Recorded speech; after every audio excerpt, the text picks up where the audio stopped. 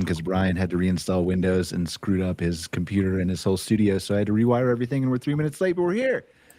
Welcome, everybody. I don't even know what camera to look at. I was supposed to look over here, and now I'm looking over here. Welcome, everybody. Appreciate you coming back for another recurring episode. We have a couple of our recurring guests here. We have Jeff Hoffman. Welcome back. Robert Preston. We have Sandy and Mike Harrison, as well as some special guests. We got Mike from Let's Camp. And I don't know how to pronounce your name. Angela? Angele. Angele. Okay. That's even easier than it looks. Yeah. Welcome from Diva RV Resorts. Deva, formerly Right. Roots RV. We just rebranded. Deva RV Resorts and Angele. Okay. Appreciate you guys being here today. So let's go around the room and just introduce ourselves briefly. Do you want to start with Robert? You want to start? Hey, good afternoon, everyone. Robert Preston, currently living, working out of Pensacola, Florida, and CEO, founder of Unhitched RV. Are you on the road full time, Robert, usually, or? It feels like it, but okay. So I didn't know if you were like traveling around with your family or something like that. So we've done a lot of that, but no, I'm in our actual office. Okay. Jeff. Hi, I'm Jeff Hoffman from Camp Strategy, and I'm in sunny and warm Sandusky, Ohio. It looks kind of cloudy behind you, Jeff. Yeah, that's why I've got a good background in some other cities. So, gotcha. Okay, welcome, Jeff. Appreciate you being here. Okay. Angeli. Hi, I'm Anjali Harvie. I'm the VP of Deva RV Resorts. I'm currently based out of Collingwood, Ontario, Canada. We have 18 RV resorts across Ontario, and it's a family-run business with my father. Awesome. Welcome. I'm excited to learn more about what you guys are doing. I guess I'm far from you. I'm in Calgary, but I'm in the same country at least. So awesome. Mike. Oh, there's two Mikes. Oh my goodness. Oh, sorry. Mike from CRR. How about that? All right. I am Mike Harrison with CRR Hospitality. We own, manage, and consult for RV resorts, glamping, and hotels. Based out of Phoenix, Arizona, and excited to kick off 2026. Thanks for being here, Mike. Mike, why? All right. Thanks, Brian. My name is Mike Yasieniuk, and I'm the CEO and general manager of Let's Camp, based out of Saskatchewan, Canada. And happy to be here. Mike, you look like you could use Mike. Why? You look like you'd use another painting on the wall behind you. Yeah. We just moved into this new office, so I've got some work to do. It's better than me. I don't even have an office, so and I can't even get a studio working, as we already talked about. So, Sandy, last but not least. I'm Sandy Ellingson. My background is technology. I sold my consulting firm and hit the road full-time as RVer and accidentally landed in the campground industry. So now I serve as a liaison between the industry and campgrounds. Is that your actual RV behind you? Have you figured out how to make it really wide, or? No, this is an office. So. Okay. All right. You said you were a full-time RVer. I was just making sure. Well, I hit the road as a full-time RVer. Now it's about 10 months out of the year. Ah, okay. All right. Still way braver than I am. So, well, I can't afford an RV, so that's the first problem. But anyway, we'll talk about that later. So welcome everybody. Is there anything to my recurring guests? We typically start the show this way. Robert, Mike, Jeff, Sandy, that you like. Obviously, the Tampa RV show happened. Is there anything else that you guys have seen come across your desk that we should be discussing as our first show together here in 2026? Well, I thought the Tampa RV show was excellent, and I'm still recovering. But we did see a lot of, the crowds were pretty good, a little bit bigger than anticipated. We had a huge spike on Wednesday when they started telling everybody the weather was going to get bad. So Wednesday was the busiest day, which was kind of funny. And a lot of conversation, a lot of new tech, a lot of new entries into the RV space from the unit side. We saw some really cool electric units there this year. So, and pretty much the feeling is that 2026 is going to be a better year than 2025. Okay. Well, that's good news. Hopefully it turns out that way for everybody, right? Robert, Mike, Jeff, anything to add? Yeah, that's interesting perspective because that's not what I'm hearing from most. Most folks that I've talked to, whether it's pundits in the industry or whether it's, one of the larger organizations are expressing caution, both in occupancy and pace. And following kind of the hospitality trends, the hotel industry now has, I think it's 10 months in a row of backwards decline. And so, while I'm not exercising pessimism, I'm certainly not exercising optimism. It's a year of caution, understanding what's going to happen with the trends and the transient mostly, especially continuing to absorb all the new supply that was built, over the last 3 years that have opened. So that's kind of what I'm hearing and seeing. Well, I think there's two different things here, right? So Sandy, I think you were basically saying it was cautiously optimistic that it was a better year for the RV industry, for RV sales, for dealers, right? Well, just the industry as a whole. Oh, okay. All right. So, so I'm hearing the same thing that Mike is, but I hope that you're right, Sandy. So it's kind of interesting. And I do believe that we've got some studies coming out that really show what is happening on the industry side, the manufacturing side, truly impacts our campgrounds. We were, for the first time last year, being able to see something that was happening in the industry directly impact cancellations in my parks. So building off of that, it's been real interesting. There are some things that need to be solved on the industry side. And if those things are solved, I think we'll see a better outdoor hospitality side. I think some of the issues we're facing will correct themselves. And so a lot of what most of the research that I've seen that's been being done is focused and isolated just on the hospitality industry. And they're not looking at some of the cause and effect. And we've got a new report coming out next month that's going to show some of that. So it's going to be really exciting. Okay. Like I said, hopefully you're right. Robert, anything to add? Jeff? Well, you published in your modern campground report today. I did. Some information about delayed bookings, and I went through that and thought that we're getting back to what used to be normal. Now it seems like delayed booking, but that is where bookings used to be, not used to being booked 8 months out to a year. So I think we're coming back to a little normalization in the industry. But yeah, I enjoyed being booked fully a year in advance, but now it's nice. Yeah. I have to talk to Scott about that, because I don't think that comparison is in the report with year over 2019, 2020, right? Right. So it would be interesting to get that data to find out whether we're normalizing or whether we're beneath where 2019, 2020 was as far as booking window goes. Because what Scott has repeatedly told me, and I don't want to put words in his mouth, there's much more nuance to it than I'm going to be able to describe here. But what Scott has told me is that the shorter the booking window gets, the longer people push off the decision to travel, the less likely it is that they will actually take the trip at all. So it'll be interesting. And the other thing to add to that too, Brian, and this was one of the things that I saw, was that we really need to be thinking in terms of travelers, not campers. Because it used to be we kind of isolated and said, we are the camping industry. Now, not only has the options changed for the people coming into the space, but even in our own campgrounds, we have campsites, we have glamping sites, we have tiny homes. The variation is so different that sometimes when you're doing research and you're isolating yourself and saying just campers, you're almost ignoring a large part of who we could be reaching. And so I think that casts a little different perspective on it. But I also think too, is we've got so many different options that it gives us a longer booking window, right? If we can't get the campsite, then we can get an Airbnb, or we can get a glamping unit. And so I think that shortens the booking window as well. Yeah, I don't have any data to refute that, but I think for sure Scott is taking into account what you just said, right? Not just camping. I mean, I think I'm confident enough in his research and methodologies that I could say he probably did that.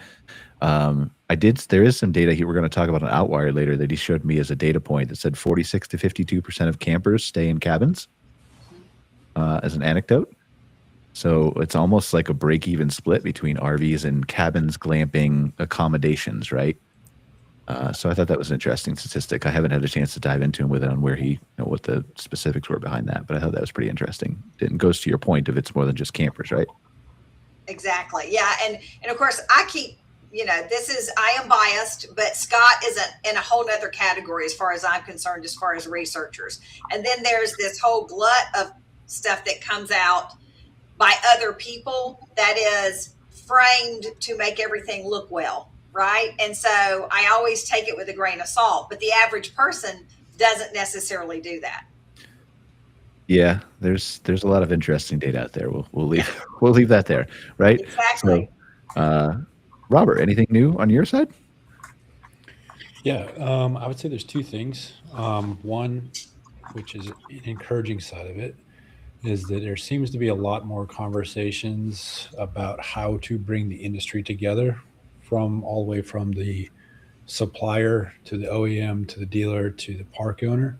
A lot of that's led by our fabulous Sandy here, and so I think there's some encouragement there. And then I'm hearing some more and more conversations about the national associations versus state level associations and trying to figure out how they can work together. So this is very cursory, and I think there's a really, really long way to go for the industry. But if we can start heading that direction and start bringing some consolidation of how to improve the unit, and how to improve the park, and how to improve the association, that's great. And then specific to Florida, there's some negative things here in regards to taxation and ad valorem taxes and stuff that the Florida Association's working heavy to combat at the county city level. So we tend to think at the state and national level, but there's essentially some backdoor issues that a city council or county can bring in there. So that's more of a Florida specific issue, but I can see that spreading nationally if we don't cut that off at the head. So those are kind of just two high level things that we've been thinking about and working on for the last couple of weeks.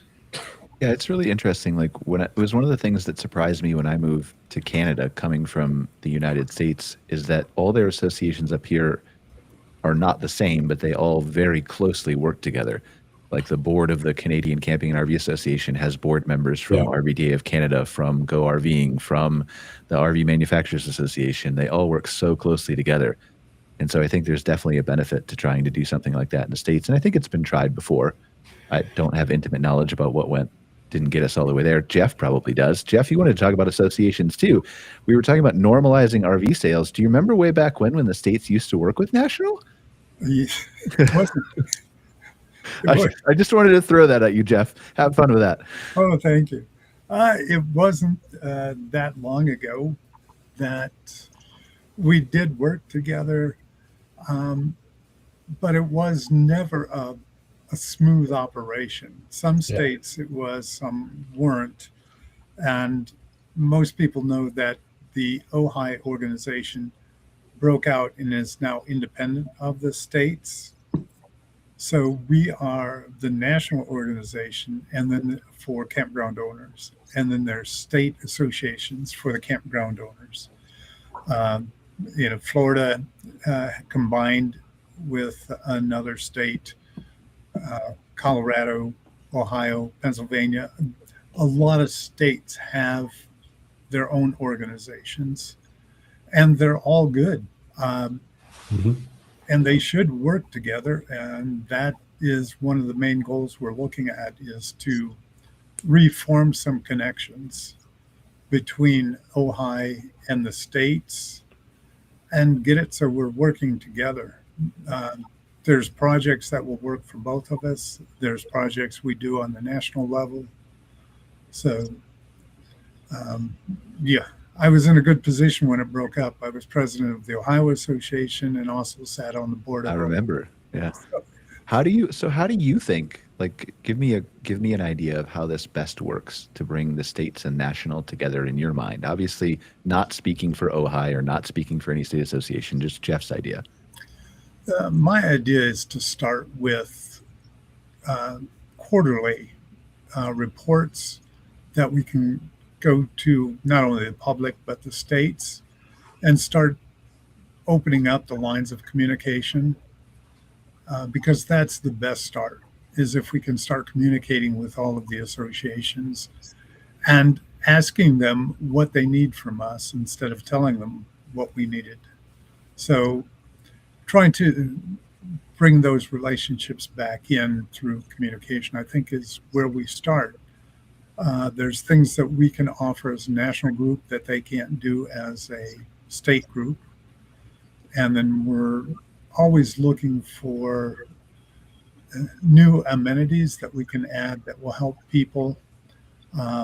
Some things we're looking at for larger parks to combat some insurance. That's not even ready for publication. But there are things that we are working on to make it so that Ojai has value for the individual owners, and then also trying to make it so there's return on investment to belonging to your state organization and the national organization. You know, if we can't offer a product that's good for your campground, then I don't blame you if you don't do this. So we're working on the quality of our product, and that should help us sell both to the state and to the individuals. I don't want to be presumptuous, but Robert, do you have anything to add to that? That you sound A like couple you maybe have put some thought into it. That's why I asked. Yeah, I've got a couple ideas. I think we start with potentially why it doesn't work outside of relationships and anything there. But I think one of the challenges is the reason it doesn't work is because campgrounds and RV parks are two businesses in one. It's a real estate business and it's a hospitality business, and they're combined together. And so because no matter how much of that we want to try to blend together, real estate is very different from state to state, county to county. And at the end of the day, it is still purely real estate, right?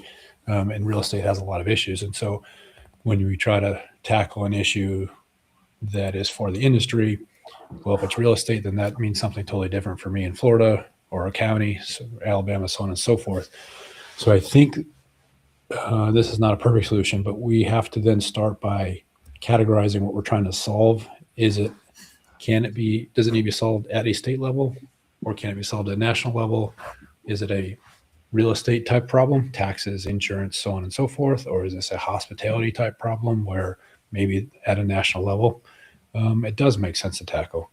And then we've got to start integrating the industry side of it as well, because frankly, it feels like we bury our heads in the sand right now and say that they have no impact on us except for the number of units that are sold, which is just ridiculous, right? So how we do affects them, and how they perform in the products they put out really affects us. So we've got to figure out how to bridge that gap.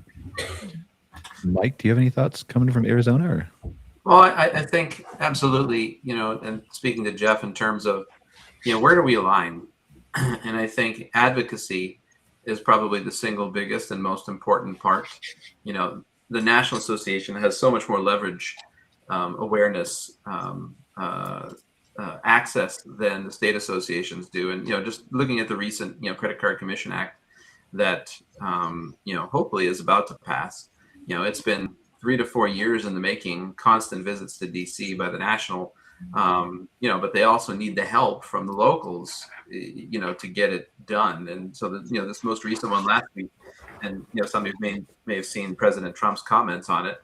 The fact that it made it to the president's awareness is pretty important. But we asked our state association, for everybody, for the advocacy to write the letters to their senators and the representatives, and so the alignment on advocacy is important because it helps everyone, right? And the Credit Card Commission Act is just one example, but if that passes, what that can do for parks profitability, that just rolls downhill, whether it's a broker, whether it's an owner, whether it's an operator, if you can get an additional, $500,000 on, $50,000 savings on NOI, whatever cap you're using, that's a great win, for everyone. So I think that's where the alignment sits primarily right now, is advocacy and how we can leverage and do that better. I don't disagree with anything everybody is saying. I mean, I've been calling forever, coming from the hospitality industry, we're so fragmented here, and whether it's data, whether it's alignment on the different, RVIA versus Ojai versus the state associations versus, outdoor, recreation roundtable, whatever it may. There's a lot of people doing a lot of things, and we could probably do a lot better if we consolidated. So I think the industry has continued to push forward, especially as more institutional investors and influence come into the industry. That will only continue to improve. If you look at now versus 5 years ago, we're light years ahead of where we were, right? So where will we be 5 years from now? The advent of AI, the continued improvement in technology of the properties, the awareness, private campground growth, et cetera, et cetera. So it will happen. It just needs to have continued conversation and communication. I think in 5 years we'll have Robot Jeff running everything. That's my hope. 5 years, Jeff's not even. I shouldn't even say that aloud. Never mind. I won't even be here in 5 years, so it's so it's up to you guys. But I do think one of the other areas of collaboration would be in education for Ojai to have education programs for the states. And, we do have our annual conference, which is something. But given all of that, I think you're correct, Mike, in that we need to work with not only the states, but RVIA and everybody else that's associated with the industry, the glamping people. They have an association. Everybody needs to get together and push this industry in a direction forward, not just my little kingdom. So that's kind of overstepping, but I guess that's what I look at is I think we need to embrace everyone in the industry. Mike, why? Can I put you on the spot for a second?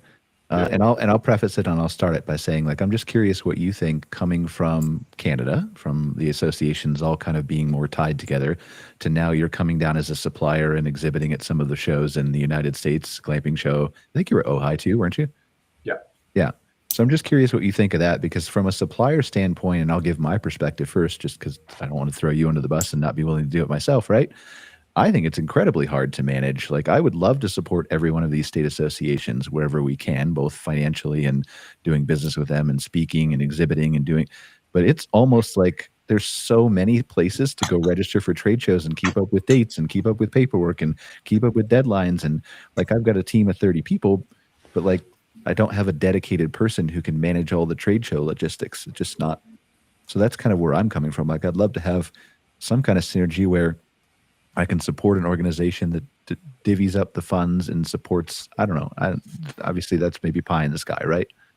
Yeah, no, I have the same sentiment as you on all of that. I think in Canada, I've been working in the camping industry since about 2010, 2012. And originally it was all province or, area associations. And then I think the CCRVC kind of built around that and on top of that. So I think that's how it kind of worked, because the National Association kind of, went out to all those other associations and kind of built on top of it. All the provincial stuff was there. The national was there first, but then they worked well together. But you're right, coming down to the States, there's, 30 different trade shows and conferences as a supplier you can go to. And, choosing the right ones is, tough to do. And getting value, at some of the big shows is hard. Some of the small shows are actually better because you have more interaction with, intimate interactions with, the campgrounds and RV parks that are coming there. So I like, the Campground Solutions Summit. That's kind of an area, doing more area type trade shows, I think would really help the industry versus just all the individual states. I see the value in the individual states. It's just really hard for a supplier, like you said, to go to 30 different shows and support all the different areas throughout the year for sure. All right. Anybody else have any thoughts? I don't want to spend the rest of the show talking about associations, but we got to get to Angele and our others and talk more about Mike and Let's Camp too. But anybody else have any thoughts they want to share before we move on? All I was going to say, Brian, is anyone that has any thoughts or ideas on it can basically email their thoughts to me. so that I can start working with the organization to develop a plan on how to incorporate what we're talking about. What's your email? My email is jeff@campstrategy.com. All right, there you go. To everybody in the audience who would like to contribute to the discussion, please send Jeff an email, give him your good ideas. He'll sort through them all, and we'll try to make something happen, yeah? Better in 5 years, right, Mike? H? All right. It's going to be better in 1 year. Oh, is that a promise? Semi-promise. Oh, okay. I mean, you dated it live on the air, so Definitely 2 years. Angele, tell us about what you guys and your family have going on in Ontario with your 18 resorts. Yeah. Thanks so much for having me here. So last year, it's been just over a year since we actually doubled up. So we did have 10 properties, and then we acquired another 10. 2 of our original ones we passed off in our family to another family member. So now we have a total of 18 across Ontario. Fun fact, I'm one of 7 kids. And so I actually grew up in the RV industry when I was, only 9 months old. My dad was running an RV park, and I grew up within one. So it's really kind of a full circle moment to be able to, run something on this scale with my father, having lived and worked in an RV resort as well. So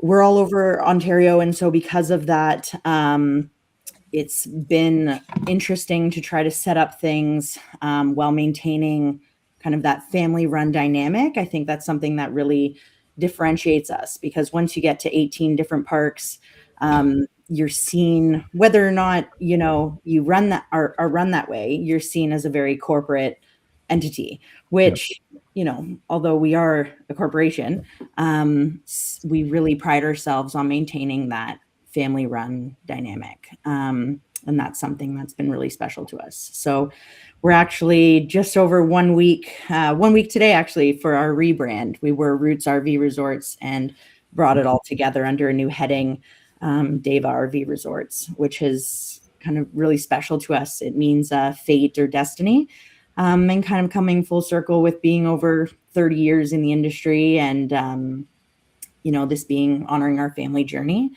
And yeah, it's been pretty special to be able to work hand in hand with my father and continue to grow. I'm also a real estate agent. So, as Robert there was saying, it's, the same up here in Canada. You have the hospitality side of things as well as the real estate side of things with RV industry here. And it's a unique position to be in, to be able to understand the business from an acquisition standpoint, a real estate standpoint, and then an operation standpoint as well. So, yeah. I'm curious your advice on something, and I probably will want to ask the same question to maybe Mike and Robert too. But to you first, you mentioned in your conversation there that you pride yourself on being a family-run operation, corporation. You don't want that, like we know how that's viewed, right? Both in Canada and the United States. What would be your number one piece of advice you would give to people who own multiple properties to keep it more that way if they want to? I actually stepped away from the family business for a while to run RV resorts with another company. And, I learned so much from them, and I learned things about being with a corporation that I know has helped me guide me in that exact thing. And one of those is being very top heavy of a company. And I think that when you think corporate, you think, or at least I think when I think of corporate, a very top heavy company where you have many, many different individuals with many, big titles. And I know when I was on the operational side of that, you feel more like a number, and as in your opinion doesn't really matter. And I think that's something that we really pride ourselves in, that our managers are primarily couples or families, siblings or children that work with their parents on site. So although, we obviously can't be in 18 places at once. There's still that family run atmosphere on the property. And there's a real pride of ownership that they have, where their opinion and their input creates a difference from a company standpoint. So, we were the Roots RV family, now we're the Dave RV family. And I really think that that's something that all of our staff kind of live by, as their opinion matters and they're not just a number, and there's not all of these other people in the company that they don't know their names, that email them every now and then. We all know everyone, and everyone has an important role to play. Mike H. or Robert, do you have any thoughts to add on that? Yeah, I think mine is very similar.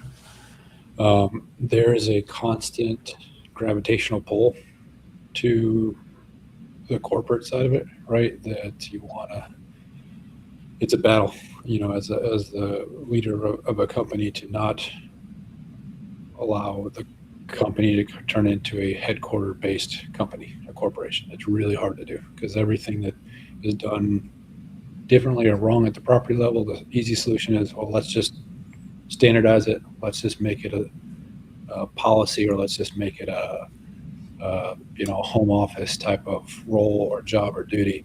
And so you have to fight that. But frankly, there are a lot of things that should be done at the home office or the corporate office. So that's part of the growth side of it. But like Angele, right? Yes. Angele. I think it's having a clear set of things, roles, finances, et cetera, that are in the on-site manager's control, and a clear set of things that are not their responsibility or in their control. As long as those are delineated and they have some autonomy and authority in this quarter and not in this quarter, then we can still be an efficiently run company that has cohesiveness between each other.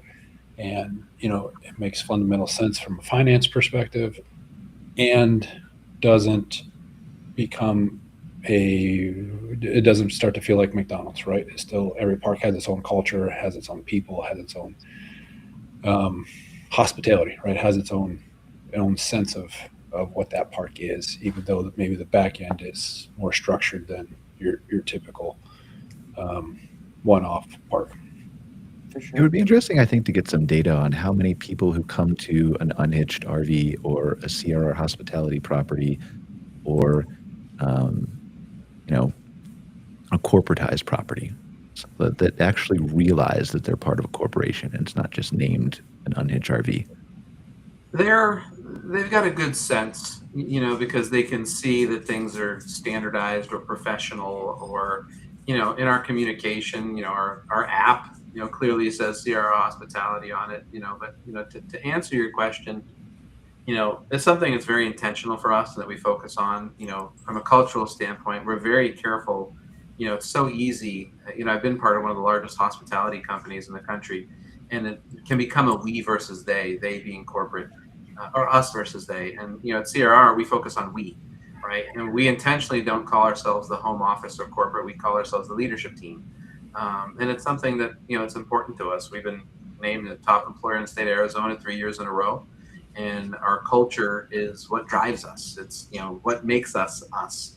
If you're familiar with Simon Sinek and his, concept of why, we have a why we exist, right? And we exist to serve all those that we touch. That's CRR's why. And we try and train that, and we try and behave that way, and we try and lead that way. But, as Robert mentions, it's harder the bigger you get. Because you can't control everything at 30 properties, and so how much do you SOP, versus something. I remember one company I worked for at one point had a 56-page compliance audit, and I said to myself, I will never have a 56-page compliance audit at CRR. Now, the more and more you get into running your own business, you understand, at some point, one property had a bad cash handling process and they lost $2,000 because of X.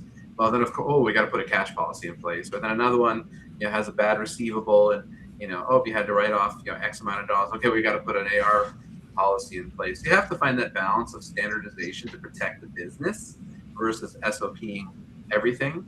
But that's also the difference. I mean, there's a reason why Marriott's the largest hotel company in the world, and a brand is a promise, right? So, there are some people that will refuse to, stay at a corporate property and they want only private campgrounds. My brother's that way. He will never go to a chain restaurant, period. That's just his belief. Oh, that's me. I won't go to a chain restaurant either.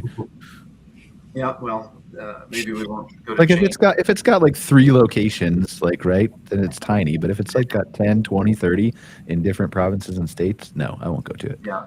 And, so like Robert said, each property has its own, for us, our own DNA and vibe is what we call it. They have their own identity.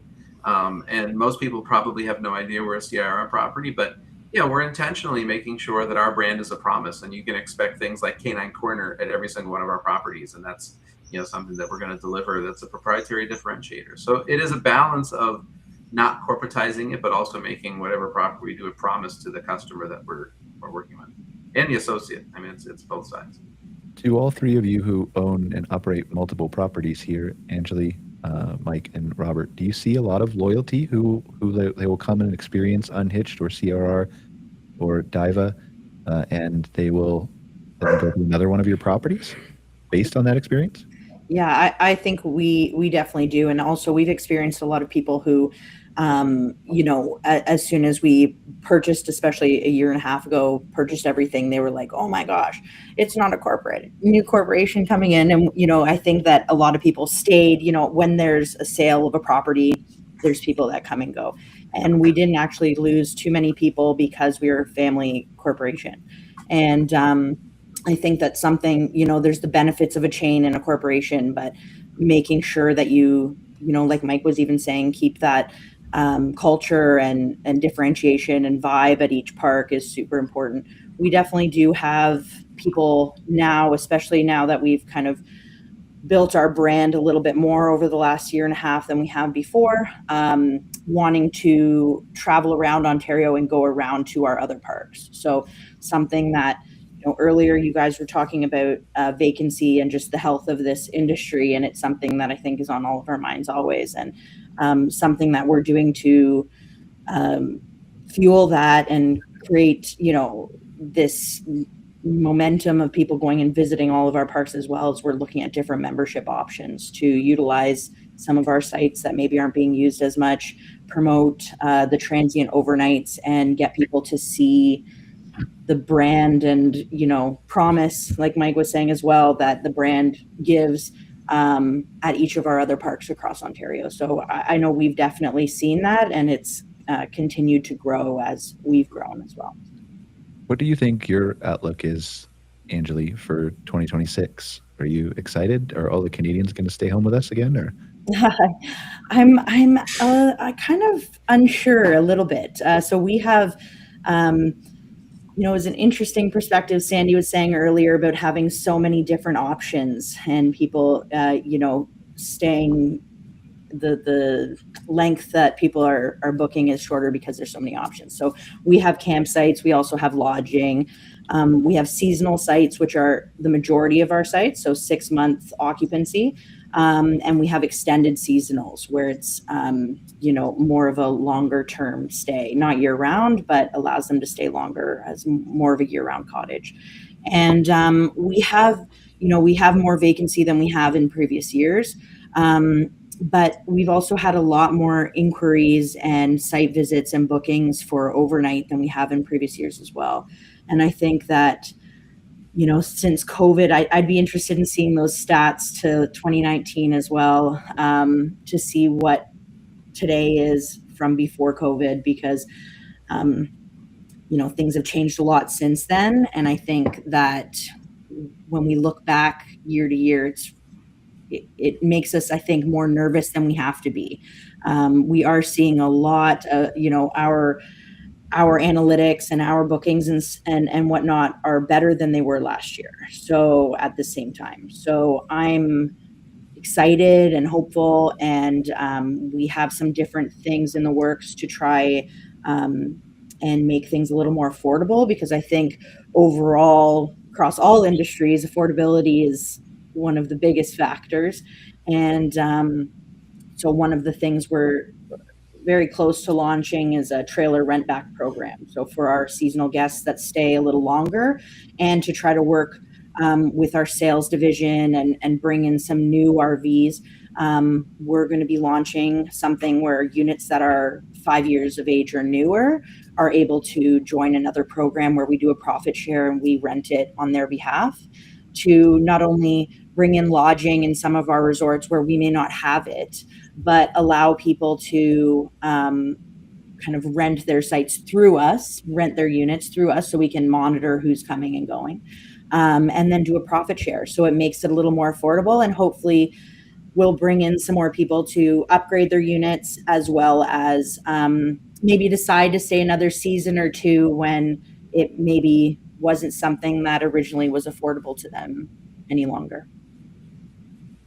Makes sense. Mike, what's going on? Mike, why? What's going on with Let's Camp? You guys have been buying up some companies, haven't you?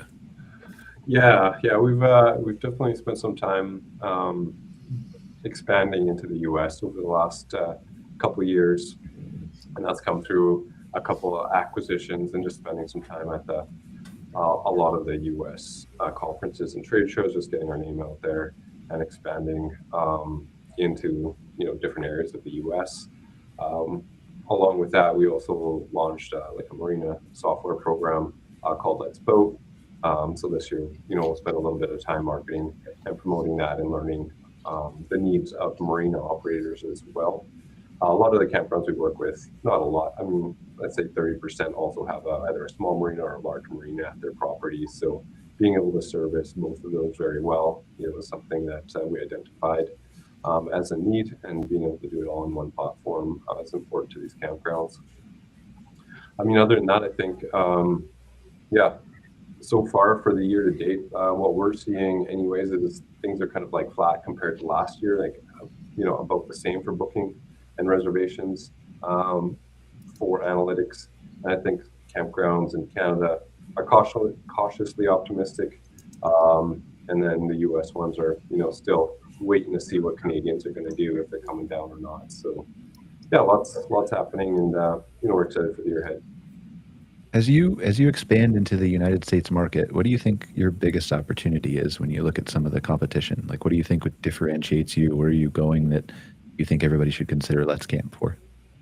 Yeah, I think the one thing that we try and stand out as being a simple solution, keeping things simple with still having the features that people need. So we do work with a lot of like smaller RV parks. They maybe average 80 to 100 sites, and just keeping it simple for all those teams. I think most of the camp hosts and managers are still, like older retired couples, and these things have to be simple. But at the same time, we want to make sure our software has all the integration so they can do everything within our management system. So like the utility integrations and the accounting integrations and all of that point of sale stuff, our platform can handle them. But I think keeping things simple, easy to use, easy to set up, easy to train new staff is, has always been one of our focuses and strengths here in Canada, and we're trying to keep that the same as we move into the US. Is there a reason, and maybe it's a secret and you don't want to tell me, but is there a reason you guys pushed into the United States now versus any other time in your history? I think it was just, we wanted to prove the software, make sure it works, it's stable, all of those kinds of things, and as we grew through Canada, that was easy to do. We had to get to a certain size to be able to do all the US accounting and stuff like that as well in the US, and be able to support, multi-currencies.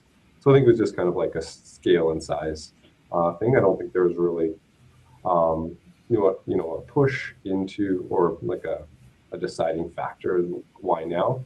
I think we were just kind of smaller, and once we got to a certain size, scaling into the US market, which is very similar to the Canadian market, other than, maybe some different areas with longer term camping and, lease options and stuff like that might be different. But it was kind of just a size and scale decision. What are you most looking forward to for 2026, Mike? What do you think the industry, Mike, why? What do you think the industry is going to look like? Where is it going to go? Yeah, I think this year we're just seeing, companies like ours just really dive into data and stats. So companies like Mike's and Robert's and Angele's, can use the data within our systems to make informed decisions about their properties, right? So I think that's going to be a focus of ours and throughout the industry, is just looking at that data. The data from last year, like Mike said, is things are slowing down from the COVID boom, right? So like we are seeing the industry level off or maybe normalize a little bit that way. So I think staying on top of that data is important, so that these campgrounds and resorts that we work with can make informed decisions. All right, let's spend the last bit of our show here asking each other questions. I don't know if you guys have been a part of this show yet. Mike, we did this. Mike H, we did this at KOA and a few other places. But let's go around the room. So the way we do this, we just kind of do a round table. So we'll start with Sandy, since she's been super quiet. And well, maybe we should start with Jeff, since he looks like he's kind of sleepy over there. We'll start with Sandy. We'll start with Sandy. So Sandy, you can ask anybody here a question. Yes, Mike a question, Robert, the other Mike, Jeff, Angele a question, and then they'll ask somebody else a question. But if somebody asks Robert a question, only one person can ask Robert a question, then he's taken out of the pool. So we get everybody ask a question. So Sandy, who would you like to ask a question to? Oh, I'm going to pick on Mike Harrison. So, Mike, what do you think is the most innovative or newest thing you're going to carry into 2026? Well, I don't want to tell you what my most innovative and proprietary secret. I think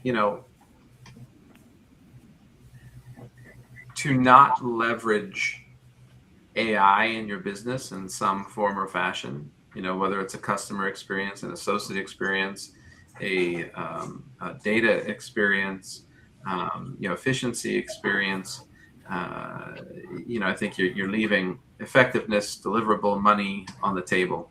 There's a lot of different ways, to do that. So I think, we're going to be working on a lot of different things in 2026 that will, leverage technology to make sure that we can be the best, operator, owner, employer, hoster, service provider, that we can be. So that's what we're looking forward to in 2026. All right, Mike, your turn. Ask anybody a question. Angele. So obviously I was looking at your website as you were talking. I'd never heard of you up until today, which is, you're north of the border. How close are you to Greenland, by the way? I don't know if anybody's the Greenland conversation. We're pretty far. But what is Davia's plan? Are you going to expand into the U.S. or what is your growth strategy look like? I personally would love to consider down the road going into the States. It's something that I've always kind of had on my mind, but I think, we've just doubled up in a year and a half. And I think that it's really important that you don't, grow too fast, especially not being a very top heavy company. As I mentioned, you have to make these strategies intentionally. I think that it's something that definitely is on my mind as well. Most of when it comes to our seasonal sites, I think something that we're seeing more and more of is people that are wanting to live in an RV resort. And unfortunately, it's just not something that we can do because of zoning, a lot of different reasons. So I would love to be able to have an opportunity to, work with, ideally our own property in the US or with another, partner property where maybe they spend 6 months or 9 months in Canada, and then we partner with, and they spend the other 6 months or other 3 months in the US. And because I love to do it all, I would love that to be all within our own company. But it's something that's on my mind, certainly, to work with, to grow into the US eventually. But when that eventually happens is a big question mark, or if, but definitely something that I would love to explore. So until you move to the US, do you want to give out your email so all the other big property groups down here can fight over your 3 months, 6 months traffic? For sure, I'd be happy to. It's my first name, Anjali, my last name, Harvie, at davarv.ca. That was really brave. I wasn't expecting you to do that. I was just joking. I'd be happy to. I'm always open to collaborate. I do get a large amount of emails, so I'm not always great at responding right away because I like to respond to all my emails myself. But I'm very open to collaborating. Like I said, I'm also a real estate agent, and I've considered also getting my license in certain states where I would like to grow so that I can also continue to do it from the acquisition side as well. But lot of different aspects right now in particular that are going to decide how that happens in the future. All right. So you can ask any question to anybody except Mike. He's out. Actually, just based off that conversation, I'd love to ask Jeff, what are your thoughts on collaborating with different associations in Canada, or have there been discussions on that where we could be able to more easily collaborate, even in terms of what I was just talking about, where people do want to go back and forth or already do, we call them snowbirds that go down south. And so I'm not sure if that's the same down there or not, but do you see value in collaborating through the different associations? I do. In fact, at conference, I had dinner with, I'll probably screw up her name. I think it's Sierra. Kara Sismadia. Yes. You mean at KOA you did, yeah? Yep. Okay. I'm good. It's a good thing you keep track of me, Brian. I just knew Kara wasn't at the other Ojai conference. That's the only reason I knew that. Yeah. But she was at the KOA, and we sat down and talked. And we have talked quite often, actually, about that. I think, unlike the people that run our country, I think a collaboration between the campground industries across the borders would be great. I agree. And clear up any of the misunderstandings that might have gotten said or whatever. But no, I would love to. In fact, I think I'm exhibiting at your show. I'll be there. Now that I finally have my passport, Brian. In Vancouver? You're coming to Vancouver next year? Yeah. Okay. I hope so. Nice. Okay. Where do you think is the first place? I'm going to jump in a second just to follow up that, Jeff. Where do you think is the first place we should start if we wanted to do a collaboration? Actually, if you want to email me, that would be fine, and we can start it out from there, because I only know of the one national association. Well, that's all there is. Yeah. We have all provincial. So we have the one national, but then we have individual provincial. And some of them are closer to the border even than others. So there's certain places where people already jump ship and go down south. So. Yeah, and that's the other thing is, I do think that you need representation in the States for your snowbirds. Yeah. So, yeah, if you just email me with any ideas or contacts you think I should have. I'm going to have some downtime, so yeah, I get to. What? Jeff has downtime? I don't believe that. Yeah. All right, Jeff, your turn. Who do you want to ask a question to? Okay. I want to ask Sandy, how did the Tampa show go, and what kind of new products are you bringing out on the market?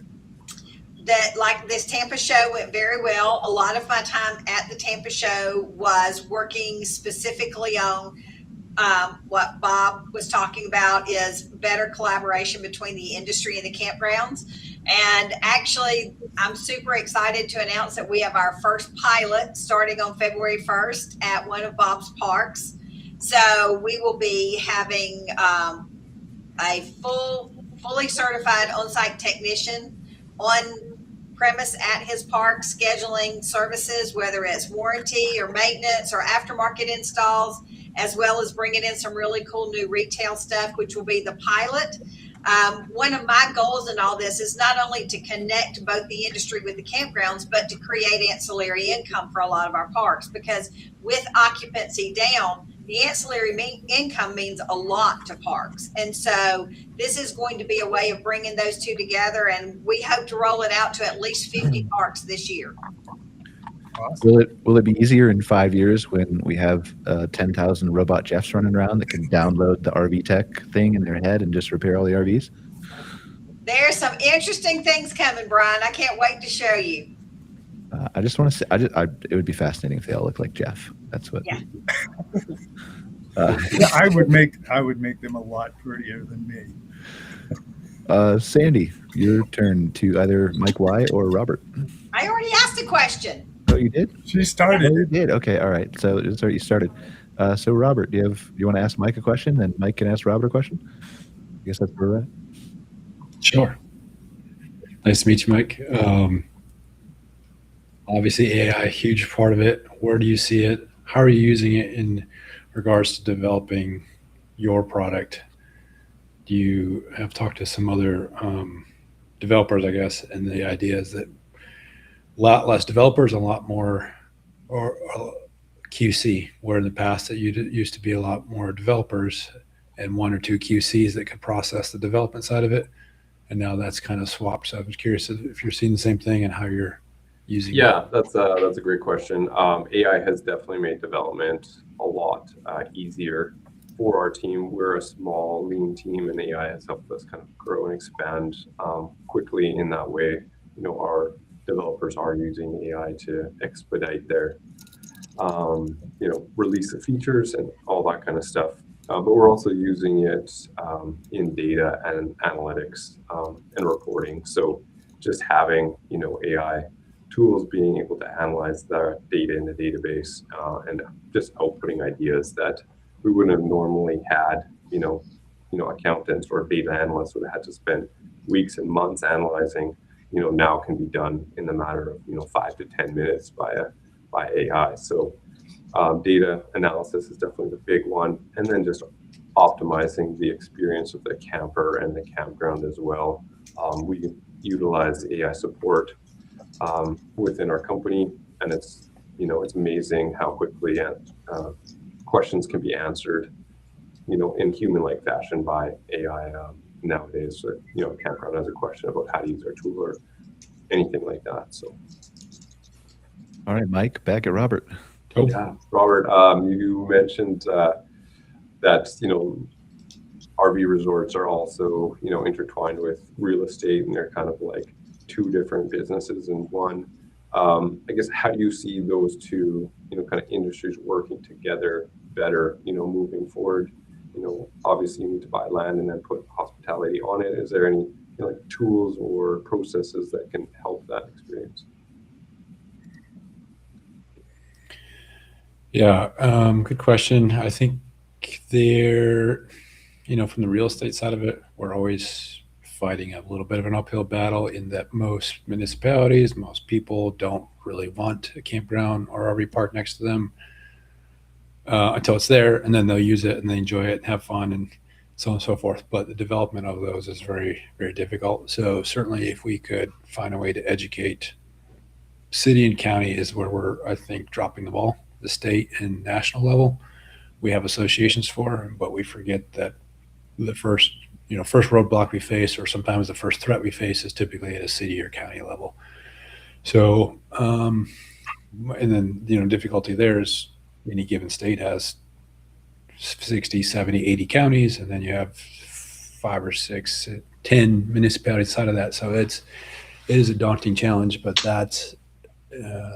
that would be what we're facing if we're trying to figure out how to bring the real estate side of the business along with the hospitality side and further both of them in a better collaboration. So, and I don't have an answer on how to do that, but that's what we have I to think tackle. government's definitely a roadblock for a lot of different industries. Yeah. Thank you. All right. Well, we're a couple minutes over. We'll wrap up real quick. Mike, where can they learn more about LetsCamp? So we have our main sales site at join.letscamp.ca and our marketplace for campgrounds at just LetsCamp.com. Thank you for being here, Mike Y. I appreciate you so much. We'll see you again soon, I'm sure. Sandy, where can they learn more about what you do? You can just email me at sandy@sandyellingson.com. Jeff? Just email me at jeff@campstrategy.com. Angeli, if they're coming from the United States to Canada, how do they stay at one of your resorts? Yeah, head on over to davarv.ca and you'll see all of our locations, map, contact us, and hope you guys come and visit. And Robert, last but not least. Yep. Unhitchedrv.com. Find all our properties, and then unhitchedmgmt.com is for our management and Awesome. I'll consulting throw out Mike had to services. go, but I'll throw out crhospitality.com for Mike Harrison. He had to leave to go to another meeting. Thank you all for joining us for another episode of MC Fireside Chats. If you are not sick and tired of hearing from me, which you probably should be, but if you're not, by chance, you can come join me and Scott Barr. We will be on Outwired in about 45 minutes or so, talking about some AI news data stuff of 45% to 52% cabins and a couple other good tidbits and nuggets. So we'll be over there. Otherwise, we'll see you next week on another episode of MC Fireside Chats. Thanks, guys. I appreciate you all. Yeah. Thank you, Brian.